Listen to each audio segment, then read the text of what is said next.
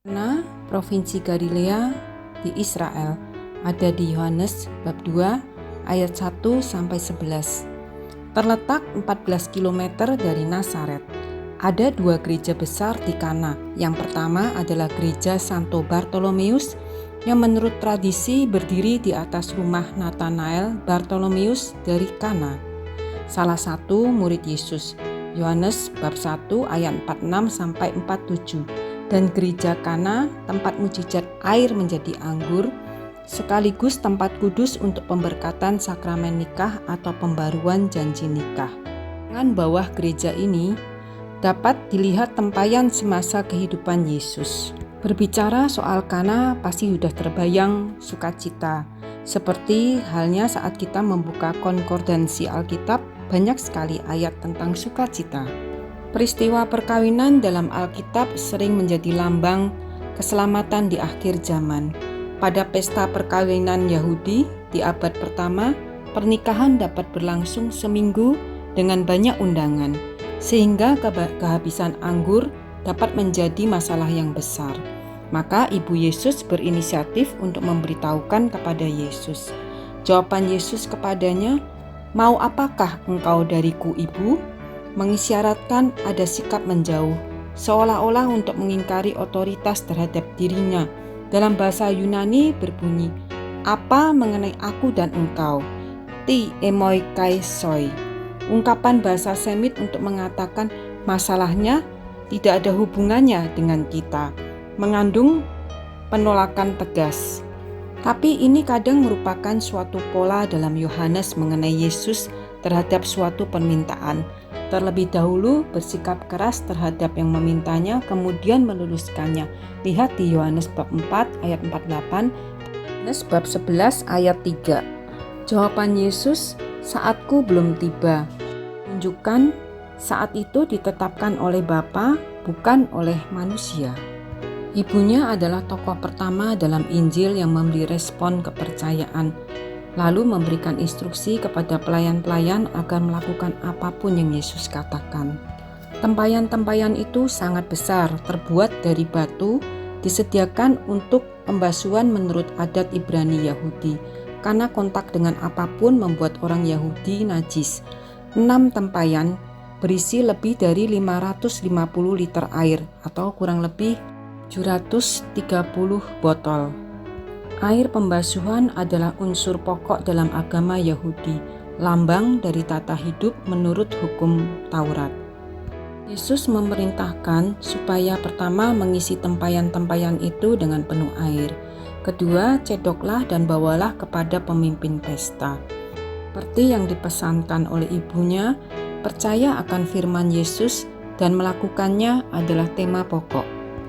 Air untuk pembasuhan diubah menjadi anggur adalah pembelian diri Allah yang murah hati dalam Kristus. Yohanes bab 1 ayat 17. Yohanes menceritakan tindakan mujizat untuk menjadi cinta simbolik dengan makna yang dalam. Misalnya di bab 9, di mana penyembuhan fisik menjadi penyembuhan rohani. Sebetulnya ada keajaiban kedua yang membawa kesembuhan di Kana. Ada di Yohanes bab 4 ayat 46 sampai 49. Yesus menyembuhkan anak pegawai istana karena anaknya sakit dan hampir mati. Pejabat itu tinggal di Kapernaum. Semuanya merupakan bukti otoritas ilahinya, yaitu anak tunggal Bapa, dan membangkitkan iman dari para murid. Hanya dengan iman, mujizat-mujizat itu menyingkapkan kemuliaan Kristus. Yohanes bab 20 ayat 30 sampai 31. Jadi mau dikatakan bahwa yang pertama, mujizat pertama Yesus dalam kehidupan berumah tangga. Yang kedua, ibunya adalah tokoh pertama dalam kisah Injil yang merespon terhadap yang difirmankan oleh Yesus melalui perantaraan Maria. Per Mariam et Jesum, dalam setiap masalah apapun juga menuju Yesus. Pada hari ketiga, Allah menyatakan diri pada Musa di Sinai dan pemberian hukum Taurat. Keluaran bab 19 ayat 11 dan 16 dilambangkan oleh tempayan-tempayan ritual pembasuhan tempat menyimpan air yang diubah menjadi anggur. juga yang dibagikan dan menjadi berkat. Yesus yang menjadi ganti hukum Taurat mengaruniakan sukacita dari dalam, anggur yang lebih baik dan berkelimpahan. Kasih karunia ganti kasih karunia, sebab hukum Taurat diberikan melalui Musa, tetapi kasih karunia dan kebenaran datang melalui Yesus. Yohanes bab 1 ayat 16 sampai 17.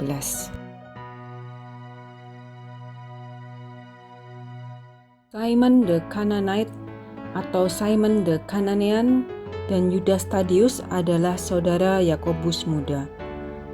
Simon berasal dari Kana. Dalam The Catholic Encyclopedia menyatakan dengan Simon orang Selot atau Simeon dari Yerusalem atau Simon dari Yesus. Simon orang Selot bahasa Aramnya adalah Kan-an yang berarti yang bersemangat. Di Kisah Para Rasul bab 1 ayat 13 atau Matius dan Markus menyebut dia Simon orang Kanan. Berasal dari Kana atau mungkin Kanaan. Kesalahan ini mengarah pada gagasan bahwa Simon hadir pada pesta pernikahan di Kana. Dan dia adalah orang yang sama dengan Simon, saudara laki-laki Yesus. Matius bab 13 ayat 55.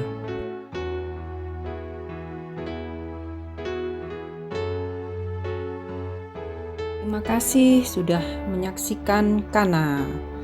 Next video adalah Mount Carmel, Gereja Stella Maris di Haifa, Israel, di mana ada gua tempat Nabi Elia berlindung dan tempat mendoakan anak-anak kita. Ikuti terus ya, jangan lupa like, share, and subscribe. God bless you.